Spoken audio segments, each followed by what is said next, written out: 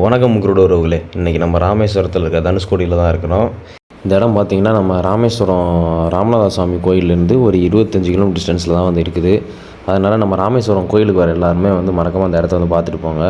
இந்த இடம் தான் வந்து இந்தியாவோட லாஸ்ட் எண்டு பாயிண்ட்னு சொல்லுவாங்க. இப்போ இந்த பிளேஸ் இருக்குதுன்னு, இந்த பிளேஸை தான் வந்து அரிசல் முனைன்னு சொல்லுவாங்க. இப்போ இங்கேருந்து பார்த்தீங்கன்னா சைடில் வந்து ஒரு மணல் பாதை மாதிரி போகுது இல்லை, அது வந்து கொஞ்சம் தூரம் வந்து கடலில் வந்து போகும். ரொம்ப ஆழம்லாம் இருக்காது. அதில் நீங்கள் போய் பார்த்தீங்கன்னா வியூ பாயிண்ட் வந்து கொஞ்சம் நல்லாயிருக்கும். அந்த இடத்துல இருந்து ஃபோட்டோஸ் இந்த மாதிரி எதாவது எடுக்கணும்னா எடுத்துக்கலாம். இப்போ நீங்கள் அந்த இடத்துல ஃபோட்டோஸ் இந்த மாதிரிலாம் எடுத்து முடிச்சுட்டு திருப்பி வர்றீங்கன்னா கொஞ்சம் தூரத்தில் வந்து லெஃப்ட் சைட்லேயும் ரைட் சைட்லேயும், அந்த ரோட்டுக்கு லெஃப்ட் சைட்லேயும் ரைட் சைட்லேயும் வந்து கடையெல்லாம் போட்டிருப்பாங்க. அதில் வந்து இந்த கடலில் இருக்கிற சங்கு, சிப்பி இந்த மாதிரி பொருள்லாம் இருக்கும்.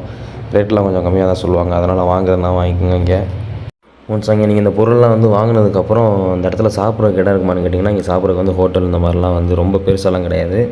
இந்த கூரை கடையில் வந்து அவனுக்குள்ளே போட்டிருப்பாங்க.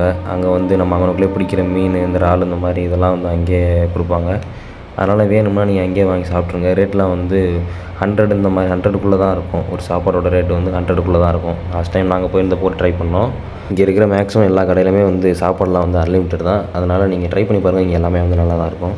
அப்புறம் இங்கே பார்த்தீங்களா, இந்த சைடில் வந்து மீன் பிடிச்சிக்கிட்டு இருக்காங்களே, கரை ஓரத்துலேயே வந்து அந்த லோக்கலில் இருக்கவங்க வந்து மீன் பிடிப்பாங்க. நீங்கள் போகிற டைமில் அந்த மாதிரி ஏதாவது பிடிச்சிக்கிட்டு இருந்தாங்கன்னா அவங்கள்ட்ட போய் வாங்கிக்கோங்க.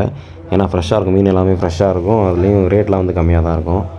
நீங்கள் தனுஷ்கோடியில் வந்து இந்த இடத்தெல்லாம் பார்த்து முடிச்சிட்டிங்கன்னா திருப்பி நீங்கள் ரிட்டன் போகிற வழியிலே வந்து ஏபிஜே அப்துல் கலாமோட நினைவிடம், அதுக்கப்புறம் பாம்பன் பாலம் இதெல்லாம் இருக்கும்.